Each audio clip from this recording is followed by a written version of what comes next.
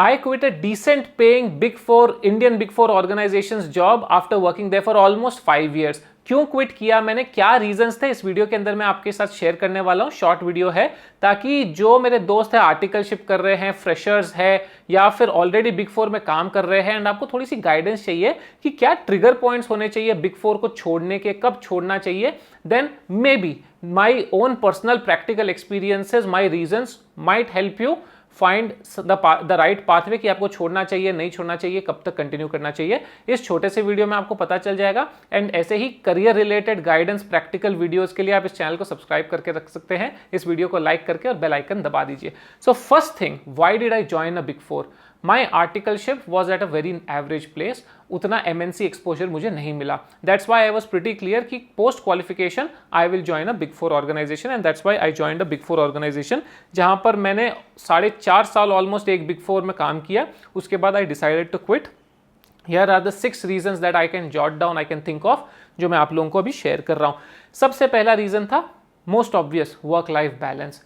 I have to tell I had very good set of managers, I had very good peers, colleagues and I had a very good partner. तो ऐसा नहीं था कि work culture toxic था या unnecessary undue pressure था, नहीं, वो सब कुछ भी नहीं था. But even when you don't have undue unnecessary pressure, you still have a lot of pressure when you are working in a big four organization because you like it or not, that's built into the culture. आपको Saturdays तो almost सभी काम करने पड़ते थे क्योंकि कुछ ना कुछ आ ही जाता था. डेडलाइंस रहेगी, क्लाइंट से इंटरेक्शन रहेगा, कुछ ना कुछ तो आपको सैटरडे आ ही जाता था. कभी कभी संडे भी हो जाता था.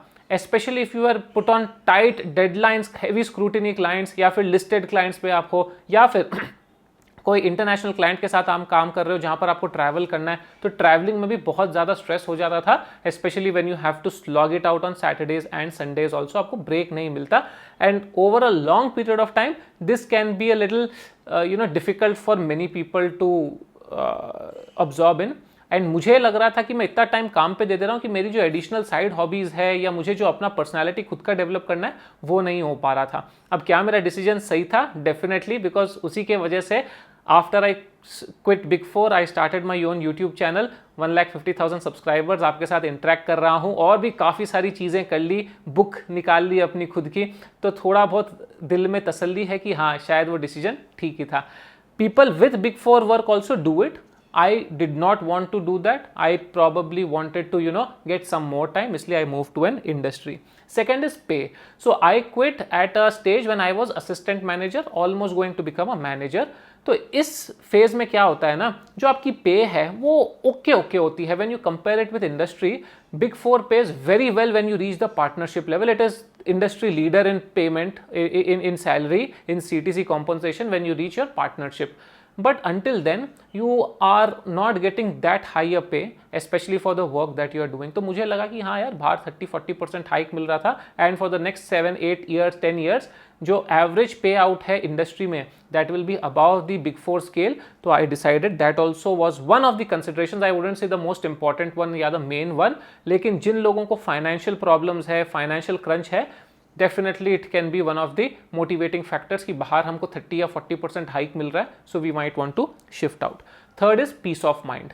अभी होता क्या है, the more your responsibilities increase, the more you start getting pressure कि भाई स्टेक होल्डर मैनेजमेंट आप लोगों को करना है, स्टेक होल्डर से एस्केलेशन नहीं आना है, लीडरशिप से एस्केलेशन नहीं आना है. कभी कभी क्या होता है ना, वो थोड़ा डिफिकल्टी क्रिएट कर देता है माइंड में. आप कंटिन्यूसली सोच रहे हो कि नहीं सब कुछ सही तो किया है ना मैंने, कुछ गड़बड़ तो नहीं होगी, स्टेक होल्डर मैनेजमेंट सही चल रहा है ना.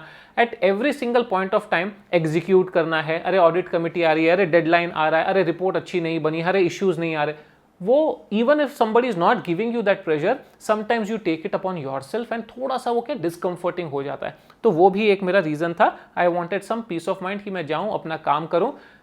I know that this is what I have to do and I will do it in the industry happily, I will do it nicely. So that was also one of the reason.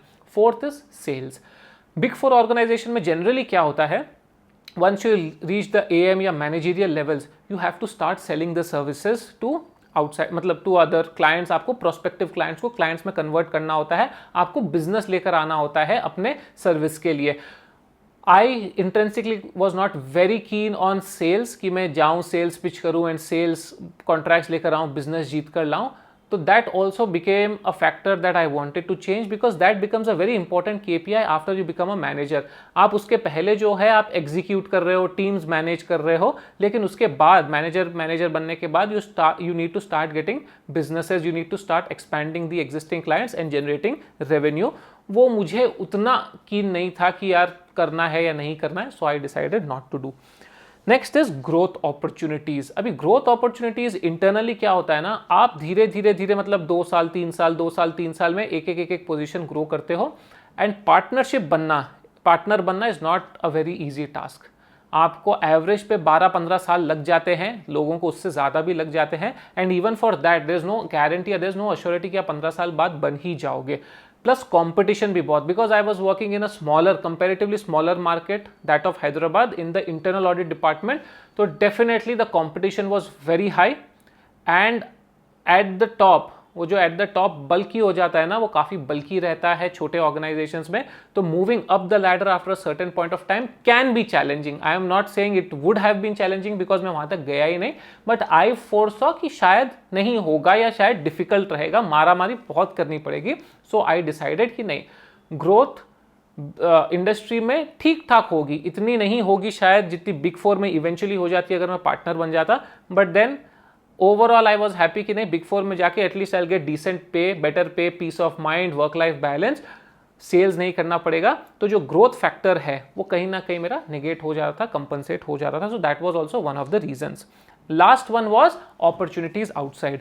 अभी markets like Hyderabad में होता क्या है ना, Hyderabad, Pune, maybe even Chennai to some extent, Calcutta, ये सब जो mid level के मार्केट्स है, मिड रेंज मार्केट्स है, स्पेशली फॉर अकाउंटेंट्स। अगर आप हैदराबाद में एक IT प्रोफेशनल हो तो आपके पास हजारों लाखों अपॉर्चुनिटीज है, लेकिन अगर आप एक चार्टर्ड अकाउंटेंट हो तो opportunities are relatively less. But you are in a city like Delhi, NCR, Mumbai, Bangalore, you have a lot of opportunities even outside of Big 4 organization. अभी होता क्या है, आप जब तक असिस्टेंट मैनेजर या मैनेजर लेवल पे हो, आप स्विच करके नए ऑर्गेनाइजेशन को इजीली जो उसका वर्किंग कल्चर है उसको ग्रास्प कर लोगे, because you are at a mid leadership level when you are joining the new organisation. But once you become a senior manager या director in a big 4, switching over becomes very challenging because then you're directly going into a leadership position. So पहले हैदराबाद के industry market में उतने leadership positions होने जरूरी नहीं है, they might be there, they might not be there.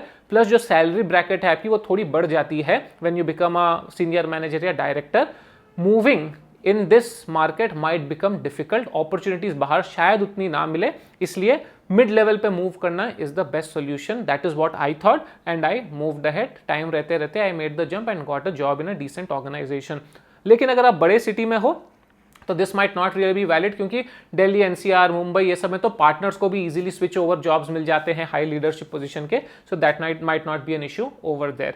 तो ये छह रीजंस थी मेरी, बहुत प्रैक्टिकल रीजंस मुझे लगी जो मैं आप लोगों के साथ शेयर करना चाह रहा था। आप लोगों को अगर कोई क्वेरी है, डाउट है, क्वेश्चन है तो मुझे नीचे कॉमेंट करके बताइएगा, I will try to answer it. मेरी बुक रिलीज हो चुकी है, tales of a confuse CA student, which is on the hilarious life of a CA student. तो उसको आप जरूर हो सके तो रीड कीजिएगा। Amazon में ई बुक की तरह अवेलेबल है वो। सो ई बुक 99 रुपीज प्राइस है सिर्फ। लिंक जो है मैं नीचे कमेंट सेक्शन या डिस्क्रिप्शन बॉक्स में छोड़ दूंगा, जाइए क्लिक कीजिए, बाय कीजिए। आपके रिव्यूज का मुझे इंतजार रहेगा। Thank you so much for your love, thank you so much for watching, all the very best.